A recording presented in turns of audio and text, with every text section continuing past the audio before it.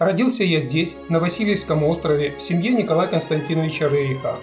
Поэтому мои впечатления детства связаны именно с его кипучей деятельностью. Наш дом был полон предметов искусства и замечательных книг и коллекции Николая Константиновича. Была замечательная коллекция каменного века. Мы все посильно, в том числе и я, помогали собирать эту коллекцию. Я теперь даже помню все те орудия каменного века, которые Николай Константинович особенно любил. Все то, что он особенно почитал, что его интересовало. Кроме того, у него была большая коллекция картин фламандской нидерландской живописи. И, конечно, это все влияло на нас, на моего брата и меня. Моя матушка, которая тоже была замечательной женщиной, женой, матерью, очень мудро с самого начала руководила нашей жизнью и следила за нашими интересами, порывами и чувствами. Она никогда не настаивала ни на чем, никогда не старалась как-то нас убедить в чем-то, но она всегда ставила на нашем пути именно то, что нам было нужно. У меня рано пробудился интерес к естественным наукам. Я очень интересовался орнитологией, зоологией. Елена Ивановна доставала мне все нужные книги, которые только могла найти. Она покупала нам чучело птиц, собирала для нас коллекции насекомых, жуков. Кроме того, меня привлекали красивые камни, минералогия. Таким образом, наш маленький мир тогда был насыщен замечательными впечатлениями. Перед нашими глазами раскрывался новый и богатый мир. Мы всегда присутствовали при всех разговорах Николая Константиновича, Елены Ивановны, слушали все, что они говорили. Это имело большое влияние на нас. Елена Ивановна интересовалась восточной философией, и я бы сказал, не только восточной. Ее интересовала вообще философия. С самых ранних лет помню, что Николай Константинович и Елена Ивановна интересовались Индией.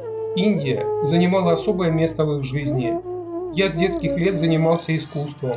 Рисовал, лепил, и для меня это было, может быть, самое существенное, самое важное занятие. У меня были учителя. Николай Константинович, хотя и руководил моими занятиями, сам никогда не обучал. Имея все время перед собой живой пример, картины Николая Константиновича, видя, как он работал над картинами, как выполнял мозаики и другие работы, я всегда испытывал воодушевление. Так проходили ранние годы моей жизни. Затем я учился в гимназии Мая на Васильевском острове. И вот поэтому я могу сказать, что именно Ленинград, тогда еще Петербург, потом Петроград, имел такое большое влияние на мое развитие, на мою жизнь. Прекрасные образы так необходимы для зарождения красивых мыслей. Учился я также в очень многих странах, много ездил, много путешествовал. И считаю, что нужно ездить, чтобы знать.